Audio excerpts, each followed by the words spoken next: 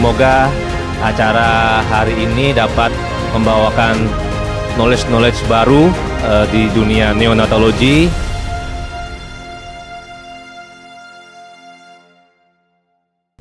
Baiklah, Assalamualaikum warahmatullahi wabarakatuh. Selamat siang ya. Selamat siang. Mudah-mudahan nggak pada ngantuk karena udah makan ya. Baik, tadi mungkin pagi sudah banyak ya yang disampaikan. Nah, sekarang ini sedikit tentang HFO ya. Saya ingat banget waktu HFO itu tahun 99 gitu ya. Itu orang masih ribut gitu loh. Ya, masih di negara maju, maksudnya masih ribut. HFO itu cuma boleh buat bayi besar. Kalau bayi kecil jangan, karena nanti itu ada IVH gitu ya. Nah, tapi sekarang udah terbalik. Ya, penelitiannya sudah demikian banyak. Juga yang terakhir pertemuan itu mereka malah mengatakan kalau bisa dia itu kan prinsipnya kita kalau bisa jangan intubasi ya sekarang. Jangan intubasi sekecil apapun kalau bisa. Nanti itu jadi chronic lung disease, jadi ini.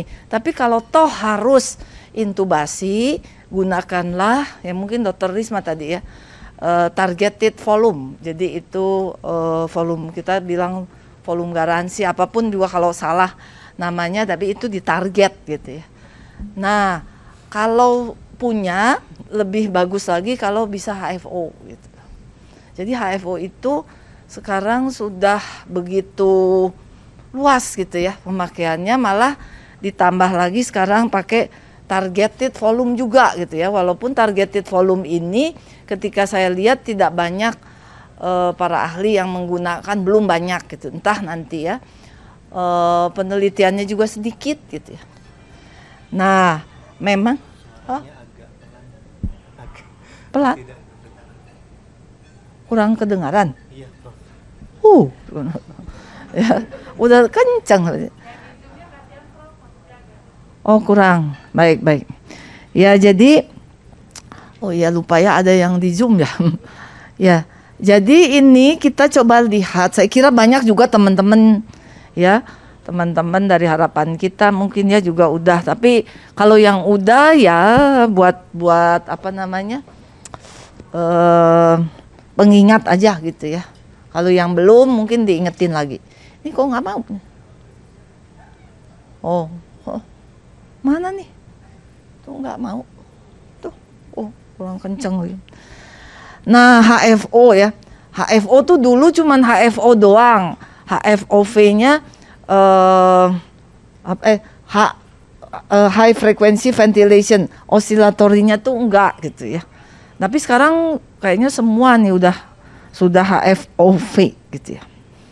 Nah, apa sih bedanya ini oscillation ini? Jadi dia itu inspirasi sama ekspirasinya dia aktif gitu ya. Dia aktif. Jadi HFO itu punya kelebihan dia karena dia main dengan frekuensi yang tinggi gitu ya. Nah, terus saya lihat, dia bilang berarti 3 sampai 20. Waduh, saya bilang saya nggak pernah main di 20 ya kan, mainnya 15 gitu ya. Tapi ternyata ketika kita lihat lagi nanti dengan targeted volume, dia main di segitu, di ke 20 gitu ya. Kemudian ini juga kayaknya kita nggak pernah main di 3 gitu ya. Paling rendah itu 5 gitu. Nah, tapi ternyata bisa segini gitu ya. Mengapa? Karena dia tuh dikali 60 gitu. Karena ininya tinggi, ya kan, jadi dia tinggi. Kemudian dia bisa menyebabkan tidal volumenya jadi rendah. Kita coba kalau pakai tadi mungkin siapa, Dr. Risma apa Dr. Adi? Yang konvensional kalau mau start gitu kan nggak mungkin kita masang 3. Targeted volumenya kan 4. Malah nggak mungkin 4 itu udah mau extub gitu ya kan, pasti nanti mulainya 5, 6 gitu loh. Ya kita buka dulu konsepnya kan ya, 5 atau 6. Nah ini enggak tuh, sedikit ya. 2,5 tuh sudah besar untuk HFO. gitu ya. Nah, sekarang muncul lagi mungkin buat beberapa teman-teman yang menerima alat-alat baru, kita juga punya CPAP sekarang yang konsepnya itu juga memakai frekuensi yang begitu tinggi sehingga dia bisa pakai high flow gitu ya. CPAP pun begitu gitu. Nah, jadi HFO itu kita nggak pernah ya pakai. Jadi begitu kita tahu nih, wah si bayi kecil misalkan ya, terus kita tolong kan pakai CPAP misalkan. Terus CPAP itu kan ada batasnya, nggak mungkin kita pasang sampai 10, 11, 12 pipnya, kan nggak begitu, ya kan? Rata-rata sekitar 8 gitu ya. Oksigennya kan nggak 50, 60, 70 nggak. Begitu dia sudah masuk ke 40, kita masih memakai NIPPV ya. Banyak negara maju itu mereka bingung gitu loh. Mereka bingung ketika pasien kita kok harus pakai NIPPV, kenapa ya? Saya juga nggak tahu. Saya bilang apa karena kita tingkat inflamasinya tinggi ya. Tingkat inflamasinya itu apa? Mungkin para SP2 di tempat saya bisa lihat bagaimana seorang bayi itu 24 minggu tapi dilahirkan karena sudah 3 bulan. 3 bulan, ya kan? Paling udah bagus dah. Terus itu ketawa. Ya kan? 2 bulan paling sedikit, 49 hari itu berapa? Hampir 2 bulan kan? Tuh, udah KPD terus anhidramnion. Jadi inflamasinya tuh udah bisa dibayangkan. Belum lagi HB-nya cuma 6. Itu masih sopan. Kadang-kadang pakai HIV ya kan, TBC pula. Saya bilang, yang begitu dia geleng-geleng kepala gitu. Makanya saya bilang, udah deh, ya kan, kalau kita mau head to head, ya kan, nggak boleh nanya itu misalkan, kamu punya bayi berapa? 24, itu nggak bisa kayak begitu. Apalagi kalau ngomongnya 1.500, 1.000, enggak, itu enggak apple to apple. Jadi harus 24 ke 24, 25 ke 25. Tidak cukup itu. Ya kan, ada pernah dengar teman-teman yang ini udah lama tapi masih tetap dipakai, itu critical risk index for babies. Apa itu? Ya kan? Dia bukan cuma 24, dia bukan 25. Berapa dia kebutuhan oksigen? Begitu lahir oksigen sampai 70%, yang itu cuma 21. Ya terang aja itunya hidup. Kamu dikasih pasien yang begitu lahir itu pakai 21 nggak mungkin. 30 nggak bisa. Ya kan? Mesti 70%. Berapa oksigen yang dibutuhkan oleh pasien itu? Berapa setting pressure yang dia butuhkan? Tidal volume. Berapa pH-nya? Nah, di situ baru head to head kamu. Adu deh gitu. Dia datang dengan sama-sama 25 minggu, sama-sama cuma 21%, sama-sama pakai CPAP cuma segini. Kok lu mati? Berarti lu jelek lu, kan kayak gitu, ya kan? Nah tapi yang satu 25, ini 25, yang ini pakai 100%, itu pakai cuma 30, ya nggak bisa dong dibandingin. Jadi dia bilang, kenapa kamu nggak ngomong sama Obgyn? Waduh, it takes time, ya kan? Takes time. Tapi orang-orang Asia memang begitu katanya. Susah gitu kan, susah kan ngomong sama Obgyn. Ntar kita ngomong sama Obgyn, Obgynnya ribut. Nah lu ngasih remaja yang butut sama aku, ya kan? Kenapa lu nggak beresin tuh anak-anak itu? Nggak beres-beres kan? Ya udahlah. Ya jadi early rescue itu agak jarang ya di kita ya. Walaupun ini diterima gitu loh. Ini first line treatment itu agak-agak jarang, kita jarang yang pakai ini, langsung pakai HFO. Pasti ini duluan. Kalau late rescue tuh udah butut banget ya, udah out-outan gitu, baru pakai HFO, wah itu udah jelek, ya kan? Nah kita masih memakai yang early rescue. Artinya apa? Kita coba-coba dulu, pakai CPAP, nggak bisa naik NIPPV, sudah 40%, ya kan 50, nggak bisa deh, ini intubasi, ya kan? Intubasi udah pressure-nya tinggi, tidal volume-nya udah hampir 6 lebih, nggak bisa ini. Nah itu jadinya early rescue kan, bukan yang udah acak-acakan seperti begitu. Jadi kita nggak terlalu ketinggalan lah ya. Nah, jadi ini kita masih pakai primary atau secondary gitu ya kan. Nah, apapun juga. Nah, mungkin buat yang udah familiar dengan HFO tahu persis ya bahwa dikatakan kalau kita memasang HFO itu kita jangan, kan kalau di negara maju tuh mereka senang udah capek gitu, ayo kita minum tuh biasanya minum kopi gitu ya. Itu ntar dulu, dia bilang, tunggu dulu, tapi jangan ditinggal, kamu mesti nanti kita lihat, dia mesti tungguin dulu gitu. Untuk yang, karena nggak semua kan bisa pakai apa itu namanya, open lung. Ya, jadi perawatnya itu harus paham. Ya.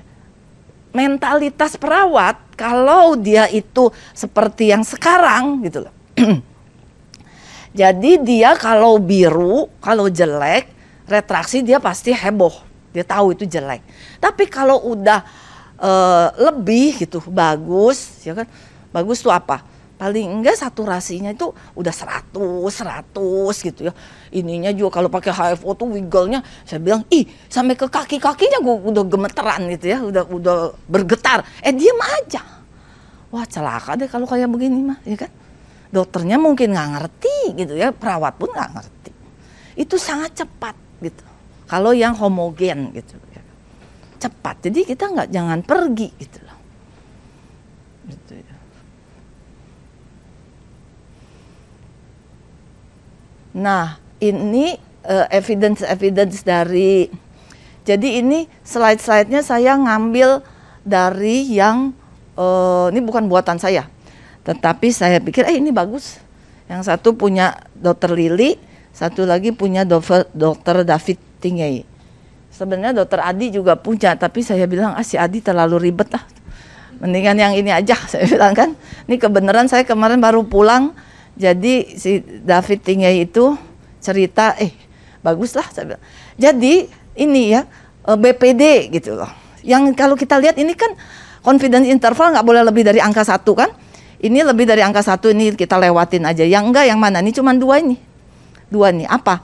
Jadi kematian karena BPD itu mati atau BPD ya pada waktu discharge 36-37 itu lebih sedikit.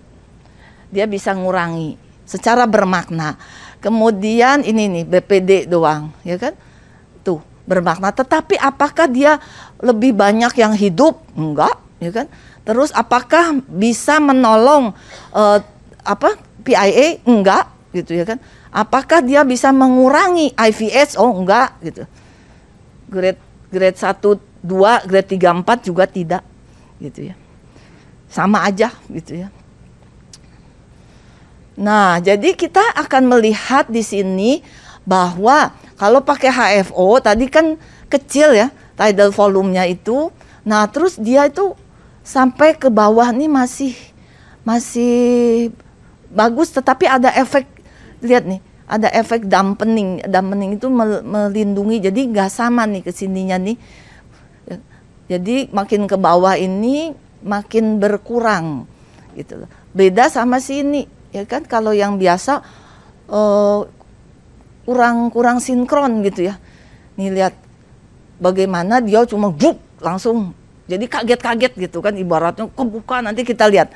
Ada bisa dibuka nggak ya ini ya? Ini bisa nggak nih? Ini udah lama tapi bagus, saya kira ini ngingatkan kita lagi, bisa nggak? Nggak bisa? Oh iya. Tuh ya, lihat. Apa namanya tuh, kebuka, tutup, buka, tutup. Jadi itu sangat-sangat jelek. Kalau yang ini satunya. Nah, kalau itu cuma cek, gitu, sesuai dengan bunyi mesinnya. Jadi halus sekali gitu ya. Makanya nggak heran, tapi rata gitu. Dan kalau tadi dilihat dari sini, makin ke sini itu ada efek perlindungannya gitu loh, ke sini. Kalau ini nggak ada, gubrak gabruk aja gitu ya. Nah, jadi kita diingatkan kembali ini ya. HFO itu ada, ini sebenarnya semua tuh begitu. Oksigenisasi dengan ventilasi. Mungkin buat teman-teman sekalian juga pasti menjadi para instruktur ya untuk resusitasi. Nah, jangan pernah, saya diingatkan berkali-kali, jangan pernah menggantikan apa istilahnya tuh, ventilasi itu dengan oksigenisasi. Contohnya apa? Udah jelas-jelas tuh si anak itu retraksi, kok dikasihnya oksigen gitu loh, kan nggak boleh gitu loh, ya kan? Nah itu tolong diingatkan kepada bidan, dokter umum atau dokter anak, itu yang sekarang dikerjakan. Jadi dia melihat bayi lahir merintih, yang dia berikan adalah oksigen. Itu namanya mengganti ventilasi dengan oksigen yang jelas-jelas tidak boleh gitu ya. Oksigen itu bagaimana kita tahu oksigennya cukup atau tidak? Lihat di saturasi. Ya. Bagaimana kita tahu ventilasinya nggak bagus? Lihat aja dari otot-otot tambahan yang dia pakai gitu loh. Ya. Nah ini dia terbagi dengan jelas ya kan, kalau si HFO ya, dia main di frekuensi, main di amplitude. Kalau oksigen dia main di ada yang bilang PAW, MAP, ya kan, pressure sama oksigen gitu ya. Beda kalau konvensional. Coba yo, kalau misalkan CO2-nya tinggi, CO2 tinggi, jangan rate-nya dong yang diutak-utik, ya kan? Tidak, saya sih diajarin nomor 1 untuk yang umum ya, yang umum. Kalau kelihatan oksigennya itu tinggi, ya kan kamu turunin dulu oksigen. Jangan pressure yang diturunin. Oksigen dulu dong, ya kan. Beda kalau PIA ya, PIA beda lagi. Ini yang umum aja gitu loh. Nah, rate itu nggak pernah diutak-utik. Berapa sih napasnya si bayi? Kan 40-60. Apalagi kalau pakai kontrol, kamu turunin jadi 50 juga tetap aja di backup sama itu. Jangan gitu ya kan, jadi pressure. Cuman pressure itu kalau konvensional diturunkan, dia akan menurunkan CO2, betul, tetapi itunya pun dia ubah nantinya. Apa namanya? Oksigenisasinya pun terpengaruh gitu. Kan begitu kan? Nah, kalau ini enggak gitu loh. Dia cuman mainnya bener-bener strict gitu loh. Sebenarnya lebih gampang gitu ya. Cuman suka ngagetin aja ini. Nah ini kan HFO. HFO itu ada yang namanya ventilasi, ada oksigenisasi. Ini yang tadi saya bilang, oksigenisasi itu peranannya kan oleh mean airway pressure dengan FiO2. Tetapi kalau ventilasi itu ada frekuensi, ada amplitude, ada inspiration time. Ya ada juga mean airway, tapi kecil sekali. Kecil. Beda dengan ini. Ya kan, dengan konvensional. Apapun dia yang namanya oksigenisasi jelas gitu ya. PEP, inspiration time, FiO2. Tapi ini walaupun dia ke arah ventilasi, tapi semua bisa nyebrang ke sana, bisa nyebrang ke sini. Ya. Saya kira ini tadi ya, kita mungkin bisa diingetin lagi contoh ya. Kalau high frekuensi terkait oksigenisasi tadi kan udah dibilang ada FiO2, ada mean airway pressure. Jadi kalau dia itu kurang dari target, jadi ketika kita men-setting ventilator apapun juga, saya bilang kita kayaknya mesti tahu deh, ini pasien ini mau kita jadiin target berapa ya? Kan kita sepakat sekarang pakai 90-95%, kecuali dia itu PPHN atau bayi agak besar kali ya. Rata-rata kan sekarang pakai segitu. Dulu pernah 88-92, tapi katanya banyak yang jelek kepalanya. Cuman di satu sisi ROP-nya terlindungi. Tetapi dengan 90-95 ROP-nya jadi agak naik, IVH-nya terlindungi, seperti itu. Nah kami sih mulai memakai terutama bayi-bayi kecil gitu ya, 90-95. Nah kita harus tahu targetnya kemana. Nah jadi untuk HFO kalau saturasi oksigen misalkan 100 berarti ini harus diturunin gitu. Diturunkan. Itu sudah salah satu tanda bahwa dia sudah mengembang parunya. Nanti mungkin waktu ini ada soalnya mungkin ya. Nah, kalau ini sudah rendah gitu ya, serendah apa sih? Gitu loh. Nah, banyak yang memakai 30-40, tapi mungkin kalau saya sih pakai 40. Beberapa saya lihat juga ternyata teman-teman di luar juga pakai 40 gitu. Jadi kalau masih 80 kita nggak happy gitu loh. Kenapa sih ini tinggi banget? Diusahakan. Kalau pasien itu kita tahu homogen. Homogen itu apa? Ya kan misalkan RDS, HMD itu kan homogen. Tapi kalau udah meconium aspiration syndrome itu kan ceplok-ceplok, pneumonia, nggak bisa itu. Hipoplasi paru, masa seluruh paru hipoplasi? Ada yang hipoplasi, ada yang nggak bisa gitu. Kayak gitu ya. Nah, jadi kalau seperti itu berarti oksigennya tinggi terus, saturasinya bagus. Berarti ini salah satu tanda udah mulai dong dianya. Nah kita nggak suka sama oksigen, turunkan itu, turunkan sampai nanti kita main di pressure-nya juga harus turun ini, gitu ya, harus turun. Nanti mungkin kalau dicontohkan kita jadi lebih mengerti. Nah kadang-kadang ya MAP ini saya pernah nanya bisa nggak ya pakai USG, aku mau lihat paru itu mengembangnya bagus gitu. Nggak bisa katanya. Saya tanya sama dokter Evita, bisa nggak mbak itu? Aku mau lihat, jadi nggak usah foto gitu, nggak bisa katanya. Nggak tahu ya, dulu nanyanya nggak tahu, sekarang bisa nggak? Nih masih nggak bisa, jadi selalu pakai pakai ronsen gitu ya. Ini chest X-ray sekitar 8-9 lah gitu lah. Mau segitu. Jadi kalau kelihatan nanti itunya sampai 10-11 ke over distensi. Apa bahayanya kalau over distensi? Wah, nanti venous return nggak balik gitu loh, ya kan? Nggak boleh itu gitu. Nah, ini kalau CO2 itu bisa pakai amplitude, pakai frekuensi.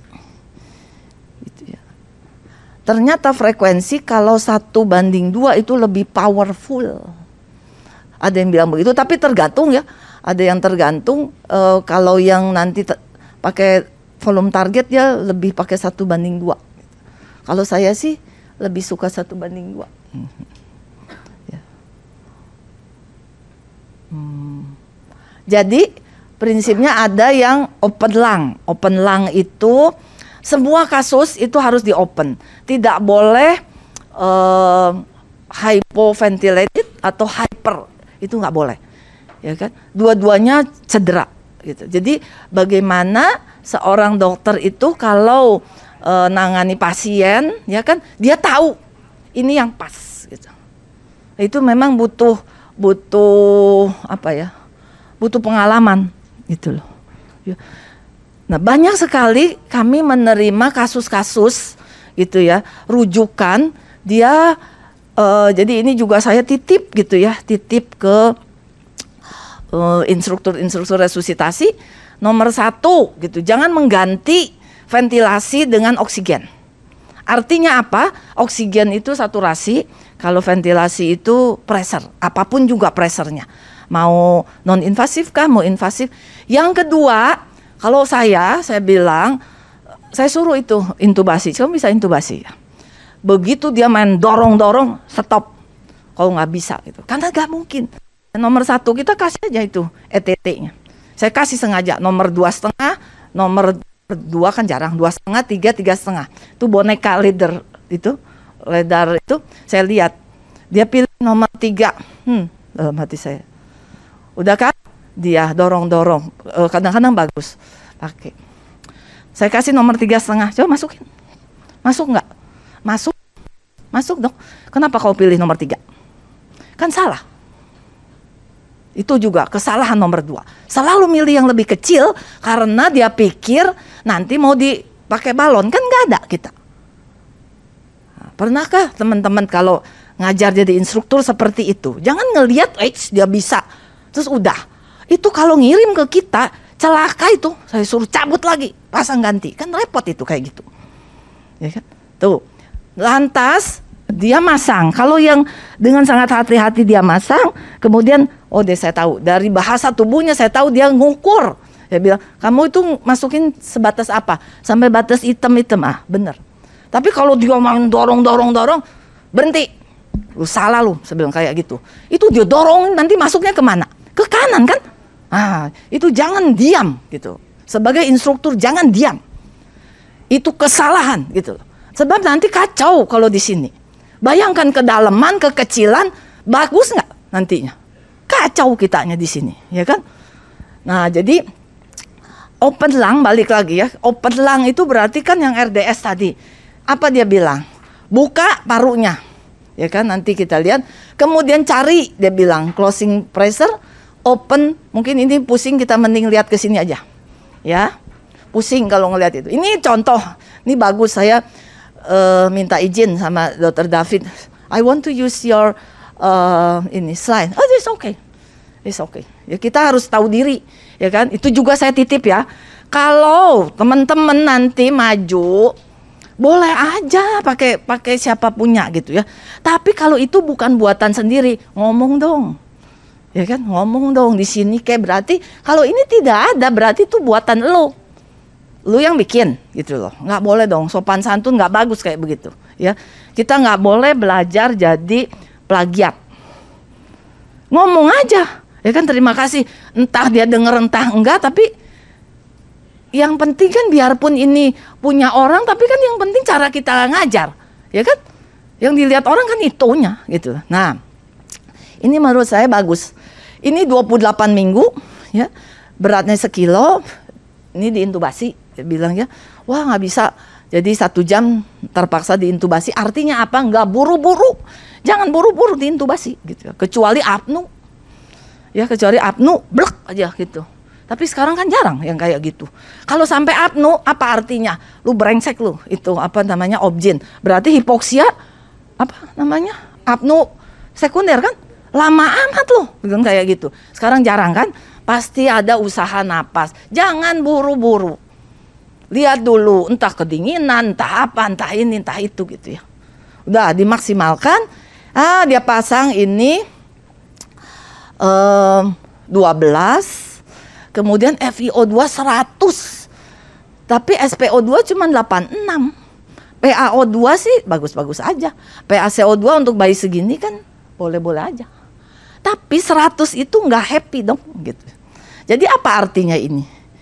Ya kan? Ini 100, ya kan? Tadi yang bisa bikin oksigenisasi itu dia kan sini berdua ini. Jadi dia coba, ayo kalau kayak gitu saya naikin. Dengan dinaikkan menjadi, ini kasus RDS ya, RDS jadi bisa. Jadi dia coba naikkan apa? Naikkan pressure menjadi 14, naikin 14. Dengan naik 14 ya, lihat saturasinya jadi 90, FiO2-nya bisa turun dong gitu. Bisa ya diikuti gitu. Jadi begitu, dia coba pasang, walaupun sebenarnya ini udah jauh. Untuk RDS kita nggak pernah masang 12, ya kan? Kita masang 6 sebenarnya. Kita pasang 6 aja, udah pasti 6, udah pasti kan nggak tercapai. Ininya oksigennya tinggi, bagus misalkan. Jadi kita tahu bahwa kita jangan over distensi gitu. Takut sebenarnya kalau over distensi itu susah. Over distensi sama under volume gejalanya sama gitu. Jadi mestinya ini kurang nih ya. Jadi ini biasanya kita akan mulai dengan 6, FiO2 mungkin 100, jelek tinggal dinaikin gitu. Sampai 12 mulai terlihat 86, tapi ini jadi 100. Nggak suka dong kayak gitu. Belum selesai ini, ya kan? Dia coba naikin lagi ke 14. Bisa turun oksigennya jadi 80%. Apakah kita sudah happy? Belum, ya kan? Terus gimana dong? Naikin lagi sama dia, naikin lagi, terus naik sampai ke 20. Ya.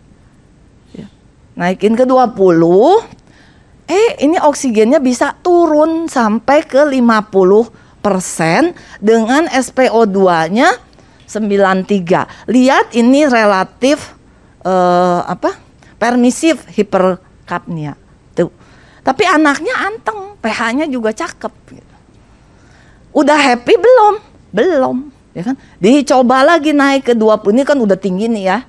Ininya juga saturasinya udah mulai di 93 gitu ya. Dia rada takut nih. Mulailah dengan 21. Dengan 21 coba lihat FiO2-nya nggak bisa dia turunin jadi 40%, SpO2-nya mulai turun. Disinilah yang namanya apa tadi? Nah, open the lung, ya kan?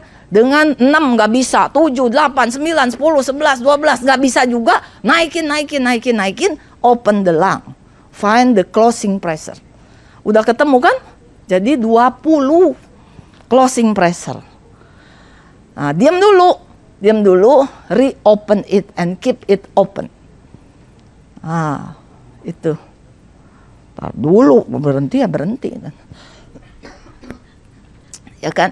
Ini ya, ketemu nih di sini. Kalau keterusan jelek, udah berhenti. Nah, sekarang kita mulai harus diturunin sampai ketemu titik yang terendah. Yang mana nih gitu. Ini lihat nih. Jadi tadi 21 nggak bisa kan? Turunin ke 20. Bukan segera, tunggu dulu, kasih waktu ya sebentar dulu. Dia kan mesti adjust ya. Turun dia. Bisa turun sekarang ke 40. Tadinya kan 50. Di sini kan 50 tuh. Naikin nggak bisa. Jadi kita tahu, ini nih di sini closing pressure-nya. Kemudian turun ke 20, udah sesaat bisa sampai 40. Ini SpO2 masih tinggi, turun lagi dong. Turun ke 18, masih juga 96. Turunin lagi 16, masih bagus. 14, masih bagus juga, ya kan? 12 gimana? Bagus juga. 10. 11 nih kan. Ini udah mulai takut nih, kayak tadi 20 ke 21, sekarang 12. Ini bener nggak nih ya 12? Karena tadi mulai di 12. 12 turunin ke 11. Udah mulai 92. Masih bagus juga sih, pengen tahu. 10 kayaknya masih oke. Coba 8. Nggak bisa. Nggak bisa. Jadi berhenti di mana? 10. Gitu. Itu namanya lung recruitment. Open the lung, find the apa tadi? Closing pressure, habis itu reopen. Ya kan? Hasilnya apa? Oksigennya cuman berapa tadi? 40%. Saturasi lumayan, pressure-nya juga nggak tinggi-tinggi amat. Kayak gitu. Ya. Nah, itu kayak gitu boleh nggak ngopi dulu? Kagak, diam di situ, ya kan ya? Diam di situ. Ini kira-kira sama lah ya step-stepnya. Ini, jadi yang bisa yang mana gitu ya? Lung recruitment maneuvers itu untuk yang atelektasis tapi merata. Jadi RDS itu yang paling meyakinkan. Tapi kalau ini pulmonary hyperplasia CDH, CDH jangan coba-coba gitu ya. CDH itu sepanjang yang saya coba-coba lihat, dia jangan main-main di atas 16, itu udah tinggi banget, udah berhenti aja, udah berarti nggak bisa jelek gitu ya, kayak gitu. Jadi harus tahu. Nah, ini mengenai frekuensi tadi kan PAW-nya. Ya kan, PAW itu biasanya mulai dari yang paling kecil gitu ya kan, biarin oksigennya tinggi, nanti kita turunkan. Jangan main dengan dua-duanya, nanti bingung gitu loh, ya kan? Bingung biasanya. Nah, ini frekuensi itu dia makin tinggi. Ini yang bukan volume garansi ya, yang biasa. Makin tinggi dia itu terbalik, jadi makin rendah. Kemampuannya jadi kecil. Bisa ya, itu. Jadi frekuensi yang tinggi, kemampuan untuk mengusir wash out CO2-nya tuh rendah gitu. Jadi frekuensi 5 lebih kuat menghilangkan CO2 dibandingkan 15 gitu ya. Tetapi efek perlindungan terhadap alveol sampai ke alveol jauh lebih bagus yang 15 gitu loh. Nah, jadi bayi-bayi kecil kita mulai, apalagi PIA nih. Mungkin mulai dengan 15 nih preterm. Ini kira-kira kayak begini. Kalau CDH mungkin ya, beberapa kadang-kadang juga 8 nggak bisa kaku-kaku begitu ya. Jadi ini bisa nanti diliatin gitu ya, kira-kira yang mana sih gitu ya. Karena kita kan harus setting dulu pressure, setting FiO2, setting amplitude, setting frekuensi. Frekuensi itu jarang kita utak-utik gitu.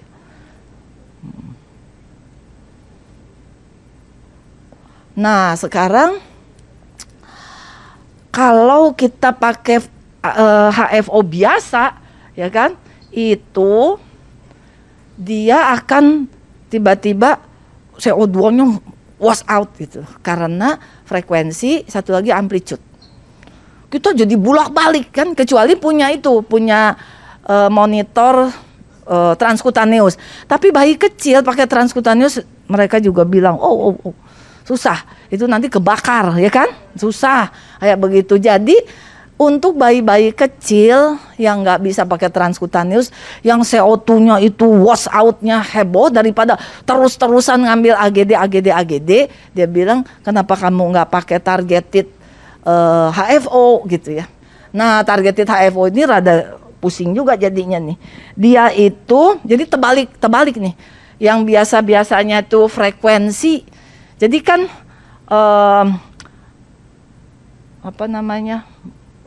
MAP ya sama FiO2 kan untuk oksigenisasi, kemudian ventilasi, tidal volume itu ada di amplitude sama di frekuensinya. Nah, sekarang tadi kan kalau frekuensinya tinggi, wash out CO2-nya jadi rendah gitu. Nah, sekarang kalau kita udah rendah nih, misalkan gini, oksigenisasinya nih udah tinggi. Misalkan oksigen udah 50%, tidal volume udah tinggi juga gitu. Nah, terus frekuensi kayaknya sih masih bisa main. Nah, ini volume target itu dia bilang yang seperti begitu, coba kita pakai volume target. Volume targetnya tidal volumenya itu difixkan, ya kan? Pakai amplitude kan. Nah, kemudian yang mana yang dimainkan gitu loh. Yang dimainkan frekuensinya.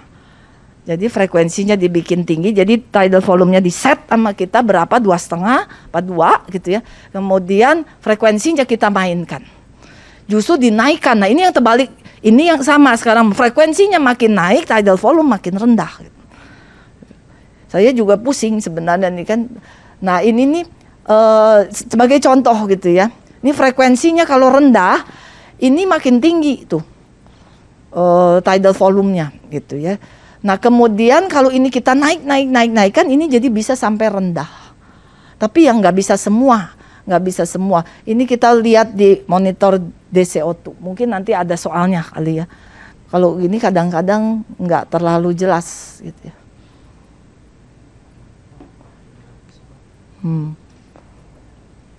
Nah, ini ekstubasi ya. Kadang-kadang apakah kita harus mengekstubasi dari HFO ke konvensional? Enggak, ya kan? Dari HFO langsung ke air juga bisa. Rata-rata ini FiO2-nya sudah 30% ke bawah, PAW-nya 6 atau 8, amplitude-nya 10-15, work of breathing-nya nggak terlalu, pH-nya juga bagus. Itu preterm. Kalau cukup bulan juga mirip-mirip lah, cuman amplitude-nya bisa lebih besar sedikit gitu. Jadi sebagai simpulan, kita masih memakai HFO ini sebagai rescue ya. Rescue biasanya rescue itu artinya kita pakai konvensional dulu, kemudian berapa setting PAW-nya di awal itu harus tergantung dari penyakitnya. Seperti kalau RDS tadi bayinya kecil, ya setahu saya kita start dengan 6. Udah pasti itu kekecilan. Jadi kalau nanti saturasinya jelek walaupun oksigennya sudah 100%, artinya PAW kita yang kurang. Itu yang dinaik-naikin sama kita sampai tadi yang model kayak tadi reopen gitu ya. Ini apa nih? Nah ini nih yang memang masih sedikit sih ya, masih sedikit saya kira nih. Ketika saya tanya juga beberapa teman-teman di Australia, kamu punya pengalaman nggak ya, kecuali mungkin Prof. Jane Pillow ini, kamu punya nggak? Dengan saya sih juga kurang pengalamannya ini ya, mungkin Adi kali. Ini volume garansi bagaimana? Wah, dia bilang, emang kamu mesti pakai volume garansi? Pasien apa? Kayak begitu ya kan. Nah, baik, nanti ini yang kita coba lihat di kasus saja ya. Baik, ini tanya jawab. Enggak. Oh. Baik, kita selesaikan dulu di sini. Terima kasih.